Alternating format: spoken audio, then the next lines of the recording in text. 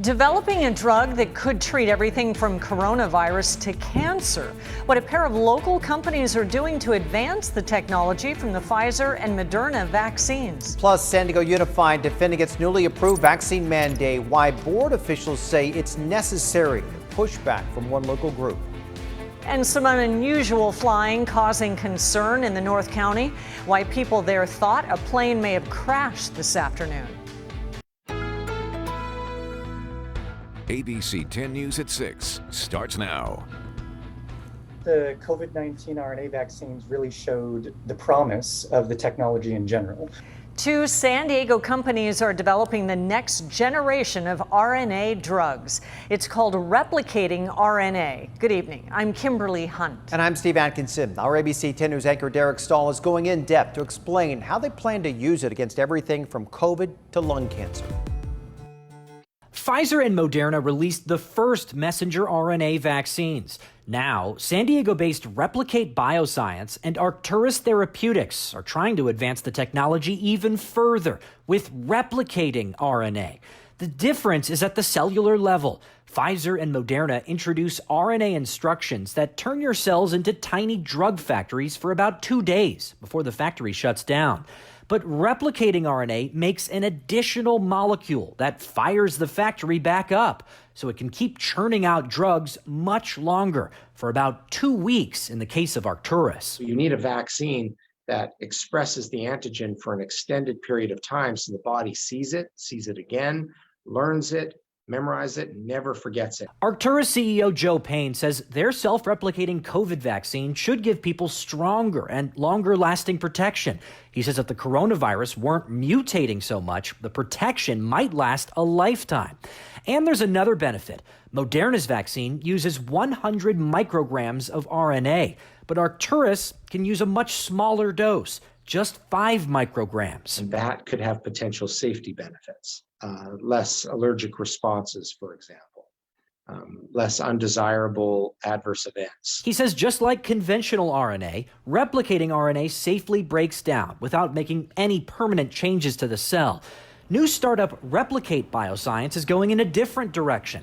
They just got a $40 million investment to develop replicating RNA drugs to treat breast cancer, lung cancer, and other non-infectious diseases. The Moderna and the Pfizer-BioNTech vaccines have really put out the promise of the technology there.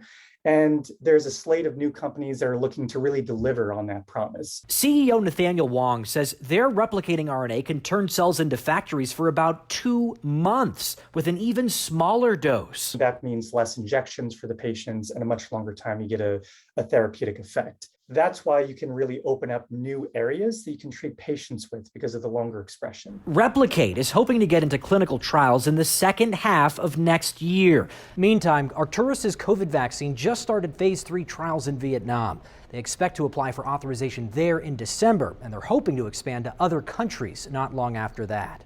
Derek Stahl, ABC 10 News. Arcturus is also running clinical trials in Singapore to test their vaccine as a booster to those from other manufacturers. They are currently testing it as a third dose to the Pfizer vaccine. San Diego Unified is standing by its decision to require staff, along with students 16 and up, be fully vaccinated by the end of the year. That decision came down last night, and now the challenge becomes how to implement it. ABC 10 News reporter Mimi Alcala is live at district headquarters with the game plan. Mimi.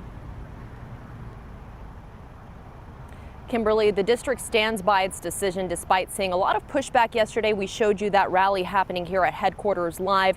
Today we got to learn a little bit more about how this plan will work. In an effort to keep schools open and reduce the number of COVID-19 infections on campuses and in the community, San Diego Unified School District approved a COVID-19 vaccine mandate Tuesday night after the board heard about an hour of public comment and saw a large rally against the mandate earlier in the day. They voted unanimously to require all students 16 and older and employees, including contractors, to be fully vaccinated against COVID-19 by December 20th. We can have a school district where we don't face the issues of staffing shortages, where we have students that are not being sent home because of COVID. The mandate will also require COVID-19 vaccines for younger students once fully approved by the FDA for their specific age group.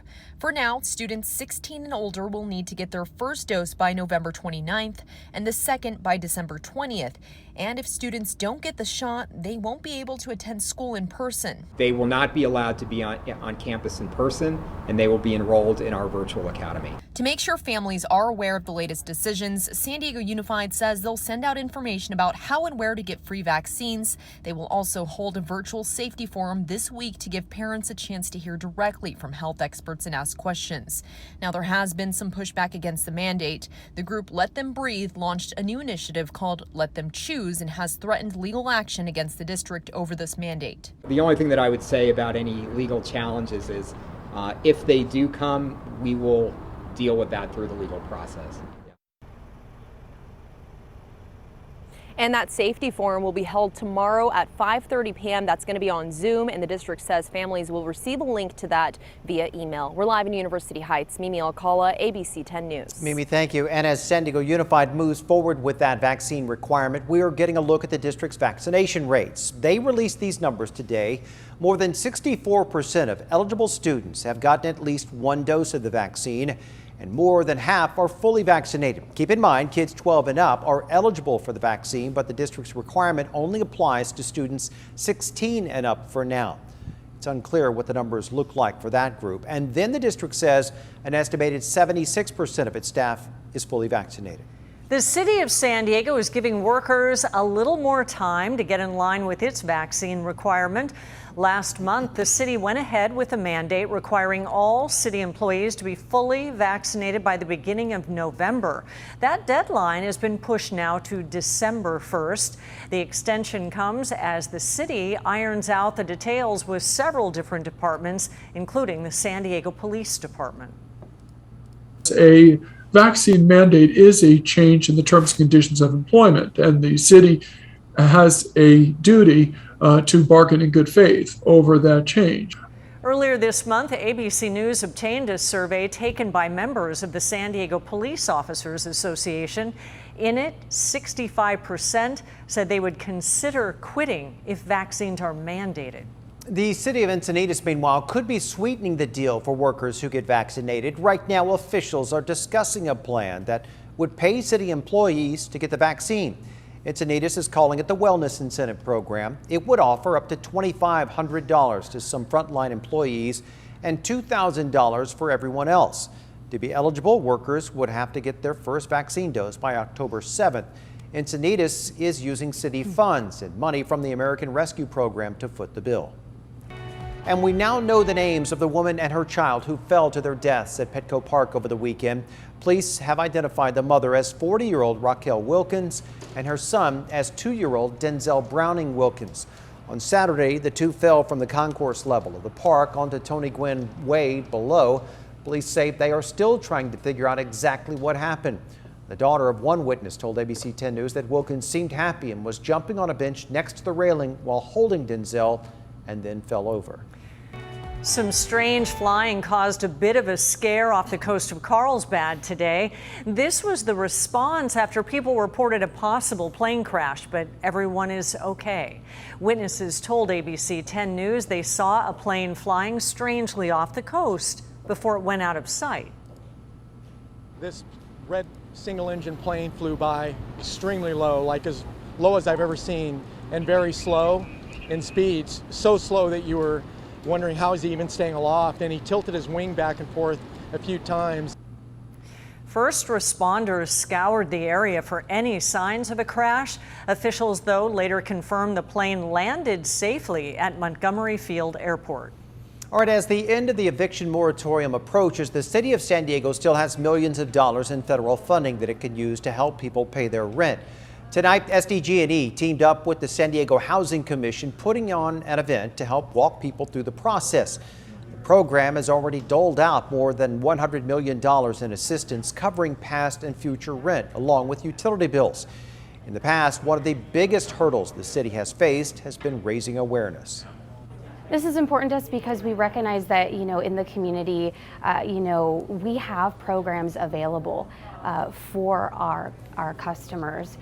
We care about our customers and want to ensure that they know about them and that they get ultimately access to these programs. Households with an annual income less than 80% of San Diego's median income are eligible for that assistance. And you can find out if you're eligible and apply for the program, if so, through the San Diego Housing Commission's website. We have posted a link there on 10news.com under the Resource Center. Earlier today, 2 local groups came together to talk about 2 major issues in San Diego: homelessness and affordable housing, and how they're addressing one issue may help solve the other. They say making more affordably priced units would help address homelessness. The county has already committed $50 million to hundreds of new affordable units. We talked today that ahead of a new department within the city of San Diego focused on homeless solutions. And she says making resources readily available is also key. Mental health, substance abuse, or any other kind of intervention can really help divert a person to really get those long-term care needed rather than a one and done. And the work towards solutions is coming at a key time for San Diego. A recent report found the homeless population in our county doubled in 2020.